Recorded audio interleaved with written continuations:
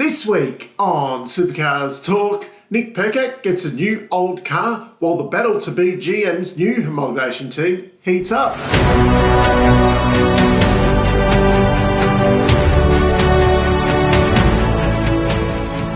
The big news this week is that Nick Percat will be stepping back in time and jumping in his previous Matt Stone Racing Gen 3 Camaro due to some mysterious handling issues he was facing at SMP. Funny when drivers are slower than their teammates and they have these mysterious handling issues. I thought, yep, Cam Hill's really stepped up. You know, SMP is a special track of his. But then Nick Percat has had very good results at SMP over the years. So, yeah, but apparently, they had handling issues with that car. So Percat's actually stepping back into what was this car, MSR 004, that's coming up into a video later on. But he'll be stepping back into the car that he took 2 wins in last year, plus Jack LeBrock took the maiden MSR win in back in 2023. He'll be back in that while his the MSR 005 car that he ran at from Sandown last year through to SMP, while they strip that back and try and find if there is an actual issue with the car or not. Cam Crick had been running the car that Nick is stepping into for SMP. No word on whether, that will then become the wild card if they find issues. But, they're taking their time to try and find issues because, the results at SMP weren't what they were expecting. And Nick's probably showed the least amount of pace out of the 3 cars over the weekend, although the results weren't quite there for Cam Crick in the end. He was looking quite good in a couple of races, but there was issues. Anyway, I suppose the actual big news this week is the GM homologation team, who's going to get that gig starting to hot up. The main favourites are PremiAir or Team18. Then it's kind of expected that whichever one of these two doesn't get the gig will end up being the second Toyota team. So, I suppose first up, looks like whoever gets this gig will be getting a monetary bonus on top of what probably 888 has been getting the last few years to do this. There will be a step up in funding from GM, whether that's like a direct cash injection or whether they're buying space on the cars. We're not sure where that's at, but there will be funding going into the team for that to happen. Groves have put their hand up and said, no, we are going to stick with Ford. We're very happy with what Ford are doing and we're very happy with them and we've never, ever complained. Translation on that, we're very happy that 888 is taking over the homologation and we expect to be winning with Fords with 888 running them. The big problem there is, I suppose, you're always going to end up second to 888 in the running there. I mean, okay, Erebus won a championship, but did they win the war on that? They may have won a battle, but 888 seems to win the war over the longer, period. So I don't expect Groves to be beating 888 every year, but that's what they've come out and said. Anyway, my gut feel is that PremiAir are going to be the ones that end up as the GM homologation team, and we will be seeing Team18 going across to Toyota, while I think the others like MSR, BJR and Erebus will still be part of that GM family until maybe the second year of the Toyota, 2027, we may see a third team shift across with them, maybe even a fourth, depending on how the whole GM thing goes. But my gut feel is that is the way it's going to go for now. My biggest question in all that then is if PremiAir is getting this GM homologation team thing, I think there will be expectation on them to have Jimmy Golding and a big name driver. Now, Richie's results in Sydney, granted, not all his fault, but if his year doesn't turn around very quickly and this deal gets signed, I can see them going on a big hunt to fill that role. And Richie will be out of his seat once again. Big thing though, who is available and who would want to move? I think Cam Waters is actually out of contract at the end of this year, but if Tickford continue the way they are at the moment, you would not move. Brody Kostecki will be locked in at DJR. I think Chaz is now locked in at WAU for a few years. Brown and Feeney, would you jump from 888 where you are to go to something like that? Guys like McLaughlin and Van Gisbergen, they're gone. They're never coming back. Anton, not a big name now, and he's off to the retirement home. Dave Reynolds is, in the retirement home. James Courtney is actually finishing up at the end of the year. Plus, I think it's not just signing a big name, but also a big name who is going to get results. Could they scoop up someone, one of the top guys from Super 2 as a bit of a project? But Jimmy is already kind of filling that role in the team. So that is my big question on that. The other thing, of course, is Craig Lowndes. So he's out of contract with 888 at the end of the year, but he has an ongoing contract directly with GM. Could we see him going to, say, PremiAir and filling a wildcard role, being a big ambassador for GM and the sponsors and all of that, and then filling that requirement of the team having a big name, and maybe you can look at nurturing the two drivers up the field with a bit of a bigger budget and things like that. And just a little cheeky one in there. Could we see him in a third Autobahn wildcard car for the endurance races while 888 run their Super Cheap one? Now, with the video being extremely long last week as it was, I didn't cover off any Super 2 news. I have got interviews with a couple of the boys coming up, and then hopefully we might be able to fill a bit more of the gap in next week. But the Super 2 racing was very good over the weekend. We didn't see the safety cars come out in the races, which was mighty impressive from the boys. It was very close, rough, tough racing, but yeah, no one really took anyone out. Race 1, obviously Cam McLeod, pole, dominated the race, just left everyone for dead. At that point, I thought, okay, just write him in. He is the championship. It's very, very straightforward. Of course, race 2 didn't go to plan for Cam McLeod, so that has really, livened up the championship. There wasn't anyone who kind of dominated on each day or anything like that.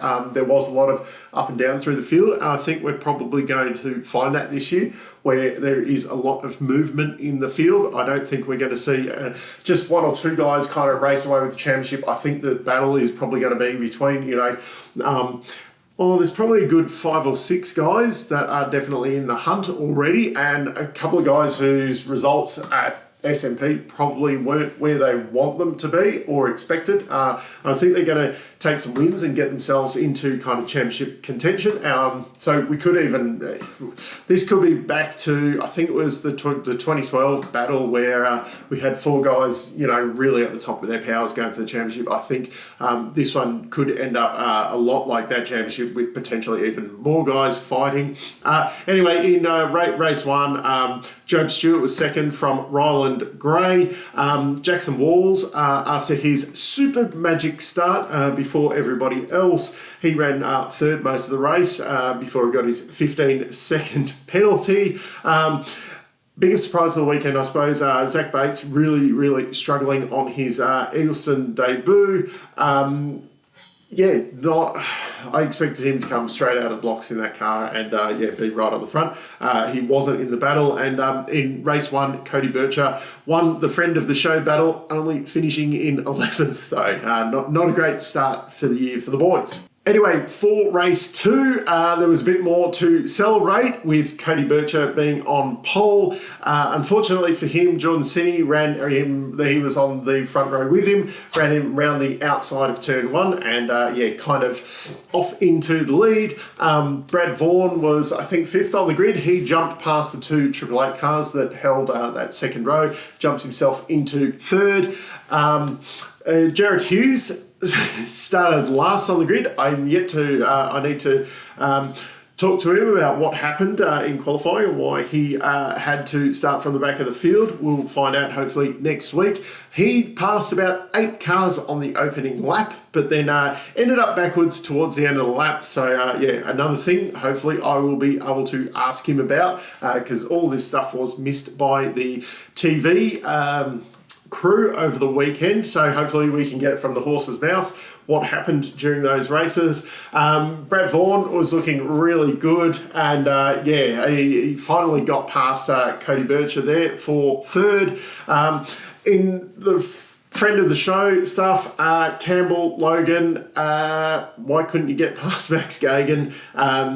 Yeah, everyone else seemed to be able to do it. Why couldn't you? Then in the dying moments of the race, Gummersall got past Cody Burcher for third, knocking him off the podium. So, of course, Brad Vaughan in second won the friend of the show battle for the race. Jordan Sinney ends up taking, he took the win in race 2, took the championship lead from Cam McLeod, and Gummersall sitting there in third. But as I said before, there is a lot to play for this year. I think it's going to be 5 very intense rounds of racing. But to talk about the weekend a little bit more in depth, we've got Cody Burcher and Campbell Logan coming up now. So back on Supercars Talk, we've got Super 2 pole sitter, Cody Burcher. Not a bad weekend to kick off with. Yeah, it was pretty good. Look, obviously, when we spoke last week, we sort of run you through, I guess, everything that sort of was happening in the lead up, and yeah, like you go into a weekend like that with plenty of confidence, that's for sure.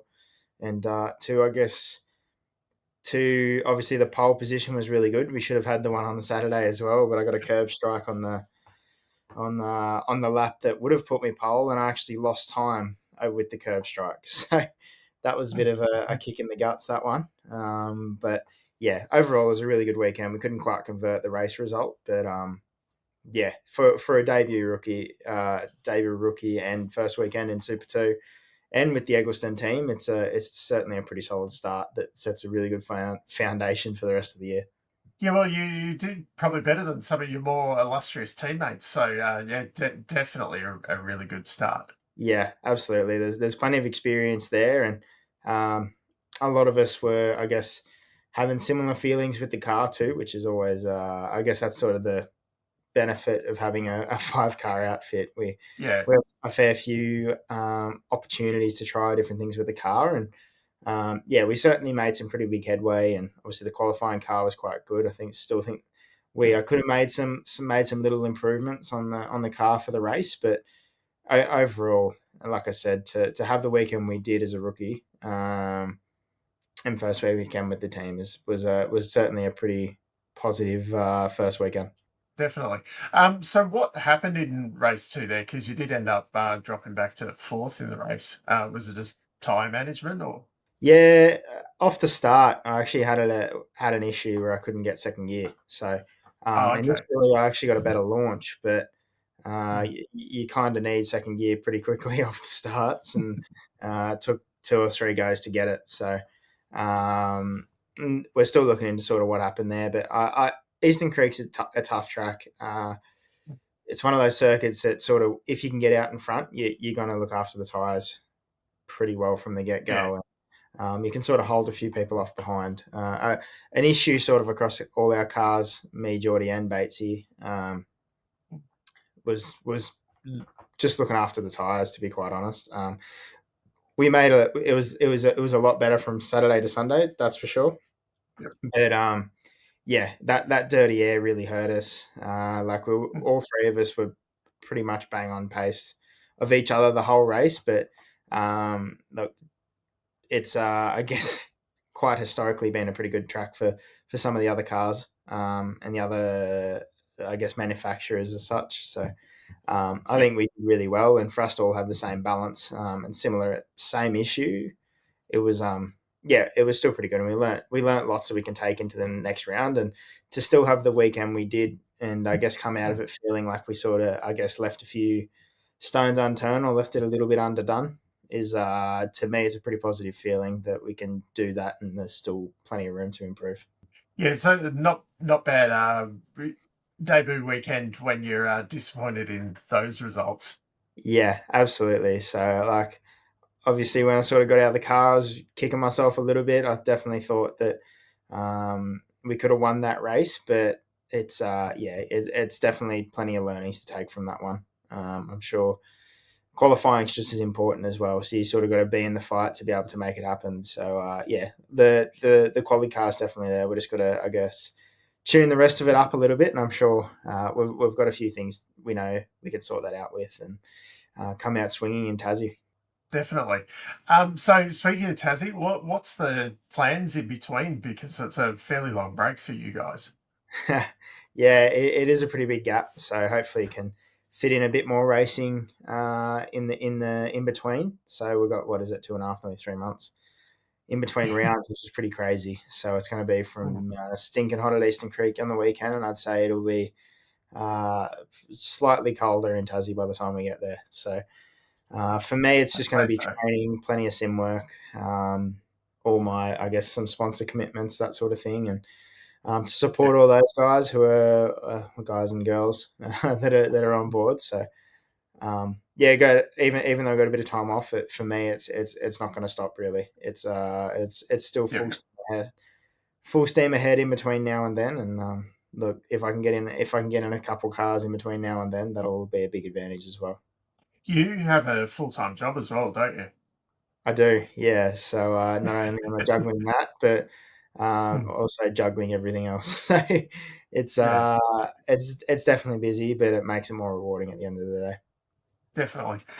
What kind of training do you do to keep fit?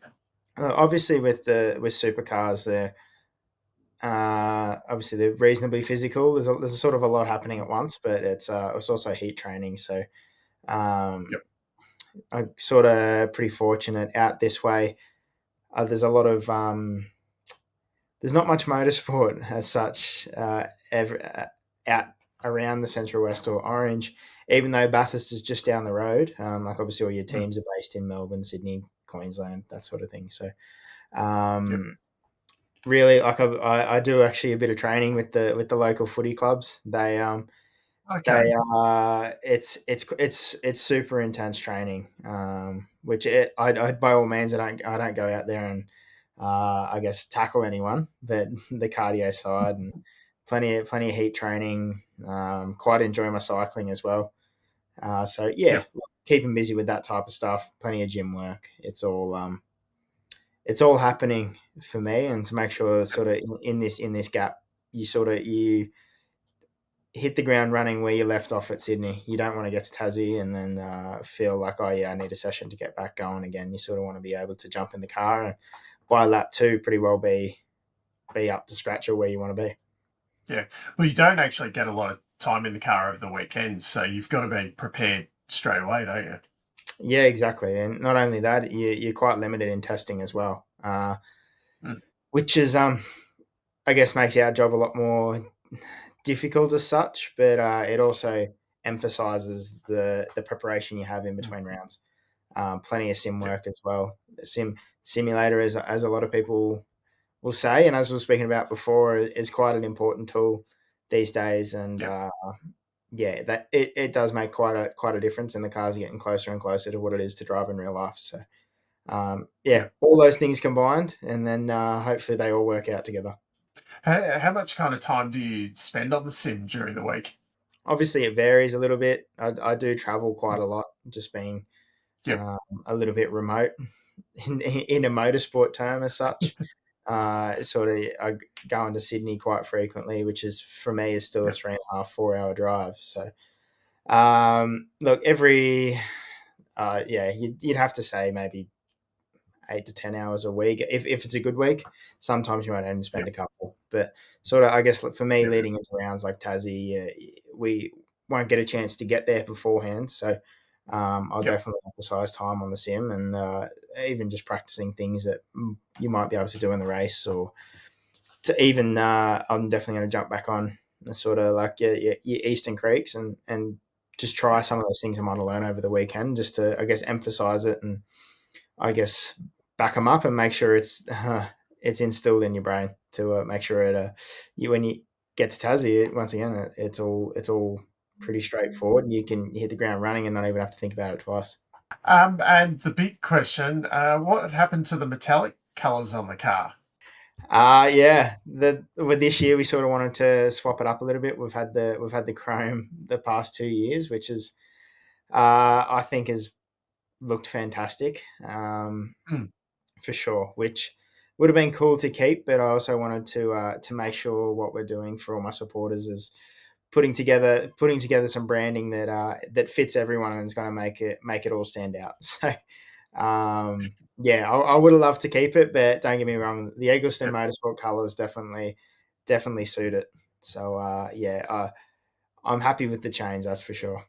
It's definitely not a bad looking. It does look quite cohesive, whereas some of the other Super 2 ones look a bit stuck on. Yeah, exactly. And for me, it's always I guess a personalised approach to your supporters as Mm, well is quite important. And making sure you're giving them what you've offered, and also you got to make them stand out where you can too. So yeah, yeah, that's I think it looks great, to be honest. mm. Not a biased opinion though. No, definitely not biased. I think it's yeah. And the only other question I've got at the moment, the number 36. Did you pick that, or is that just a Eggleston number? So 36 actually come from back in go karts. So Okay. started off with six. I was actually no, sorry. Started off with number seven. That kept getting taken by someone that I raced Yep. with every weekend. So I went to six. That started to get taken once I sort of started racing at national level, and then went to 36. Um, and yeah, it's just stuck. I didn't get to run it last year in Super Two, but Yep. yeah. So it is my number, and it's a number I've had sort of since I was back in go karts, and the more I can run it, I definitely will. That's certainly my number to stay, unless we can slap a number one on the door at some point. Well, that sounds like a good plan. It's definitely the goal. It's definitely the goal. So a lot of things are got to go right, but yeah, definitely the goal. Well, thanks for your time once again, and enjoy your holiday until we get to Simmons Plains. Thanks, Dave. Yeah, it's certainly it's I think holiday is putting it very lightly. So we'll keep quite busy, and it's been we've just come off the back of a big break, so I'm definitely going to be a bit bored, I think, in between now and then, but hopefully we can fill that up with a few extra things. So we've got Campbell Logan back once again after a weekend at Sydney Motorsport Park. Welcome back. Thanks. The lack of adjective to describe the weekend pretty much sums it up, unfortunately. Do we start off with the good or the bad first? I am unsure what the good is. The car looks good. Yeah, no, it does. It does look good, but whilst it does look pretty similar to last year's car, and there's not a whole lot we can do when I've got the same awesome major partner in our team of funding. Yeah, it was cool to throw a few little tweaks at it and have a little bit of the WAU heritage on there as well, which is quite cool. But yeah, it's awesome to have a lot of my partners continue, but some new ones come along as well, which has spiced up delivery for sure. Yeah, I really like the kind of the helmet logo on the side of the car again. I didn't actually pick that up at first when I saw the photo, and then I noticed it. I'm like, oh, that's a really cool kind of nod back to the past. Yeah, it is. It is. Our designer Rob Dog came up with it. And at first, I thought I was pretty similar. I was like, oh, there's some pretty wacky looking lines on the car. I thought, I don't really know what's going on there. And then when he said that's a visor, I went, oh, hang on a minute, that makes a lot of sense. So no, it's Yeah. cool. A lot of fine little details in it, which is nice when people have a close look. But I thought, yeah, in terms of how it looked in the photos and TV, I was like, oh, I have one of the best liveries on the grid by far. There's probably a couple out there that do look a bit slapped together, I suppose. Whereas, especially the two WIU cars do look very cohesive. I think it's nice that we get to run as a team. Even our liveries look like the base template's quite similar to the main game cars, and we obviously in Super Two have the same base template. So I think that's a nice difference to have compared to a lot of the other teams. I mean, Eggleston's do something similar, and I think that just makes it look nice and tidy as a complete outfit. Yeah, it's good. So now I suppose onto the bad. What happened over the week? We were expecting so much more. Yeah, I think we all were, to be honest. It just spent the whole weekend chasing our tails, to be honest, which was pretty disappointing. We just didn't quite roll out strong, and that was, both car setup and my driving. I didn't quite roll out on top of where I needed to be with my driving, which then once I got on top of that, it was no problem. But what it meant was it delayed us to chasing car setup. We were always sort of a session behind where we needed to be. So yeah, it was pretty disappointing on both fronts. At the time of recording, we had debrief today, so went through it pretty heavily with the team and all the engineers to sort of figure out where we went wrong. And to be honest, we were sort of a bit lost until we made a big swing setup wise in the second race and understood more what our issue was across the weekend. So it's nice to come out with a bit of an understanding of where we're wrong. And obviously, when we go testing next in a bit over a month's time, we'll back to back those changes and understand, where our weaknesses were for that weekend, so we can move forward in a stronger position. But yeah, it was a tough weekend on all fronts. I'm trying to remember back, but I don't think WU had been traditionally that competitive in the Gen 2 era at Sydney Motorsport Park anyway. No. They when I was doing my prep for the event and looking at Mozzie's on board and even looking at the Natsoff timing, he as Chaz would do, he'd always scrape his way into the top 10, but on raw pace compared to the 888 and the DJR cars at the time were the two that were up the front. He was always sort of 7-8 tenths off, which is obviously quite a lot. So yeah, we just missed the mark a little bit with setup, and it balance wise, we were always just chasing our tails across the weekend, which was made for a pretty disappointing and tough weekend. But yeah, the cars haven't been particularly strong there. They're obviously very strong in Gen 3, especially last year when Mozzie cleaned the round. But thank God we don't race at Sydney again for this year. And I suppose a bonus, although you're going to a new track again next time, you've got a bit of home ground advantage. Plus, WU had been strong there in the Gen 2 era as well. Yeah, exactly. I mean, Mozzie actually got his first win with the team there. I'm pretty sure my memory serves me right. Back in 2021, I was there watching that one. I actually bought I think it must have been Mobile One Appliances online back then. I bought one of his hoodies. I've still got it in my room. I was loving it that weekend. So yeah, the team's got some strong form there. Car setup wise, we go back to a car that we're much more familiar with in terms of setup philosophy. Across the rest of the year. So yeah, I think, and then obviously I've done millions of miles, too many miles, I'd say, at Simmons Plains. But I'm excited to be able to use that to my advantage, hopefully. And I suppose championship-wise as well, it's not like there was anyone who dominated the weekend, so it's not put you too far behind the 8 ball overall. I think I'm still pretty far behind the 8 ball, but that is what it is, right? I can't go and change that. I've still got 5 out of the 6 rounds in front of me. Anything can happen. So there's by no means because we had a tough weekend have we given up as a team. I've certainly not given up, and I'm not stopping believing in myself. I still believe we can go and do this. We just have to, learn from this weekend, and I'll learn from my driving point of view, but I'll also learn from a setup point of view of how I could direct the engineers better in terms of what we were lacking across the weekend. So there's lots of learnings for me, which I think I'll be able to use in the future rounds in case we roll out with an issue or we're a little bit behind the 8 ball. I think, there's a bit for me to learn in terms of making sure we can get on top of it sooner. But it's just one of those things. Well, it sounds like you've got a lot of work to do over the break. So best of luck with that. And I hope the testing goes well and we'll catch up before the next round. Thank you. Yeah, I just can't believe that we have another 3-month break again. What are the plans over the holiday?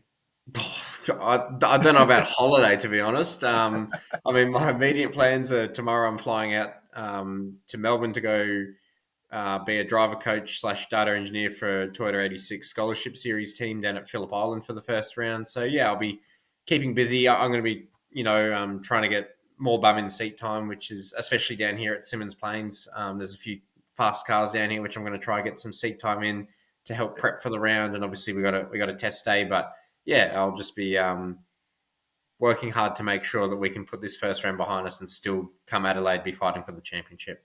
Sounds good. Well, all the best of luck with that, and we'll catch up with you next time. Thank you. Thanks for having me again.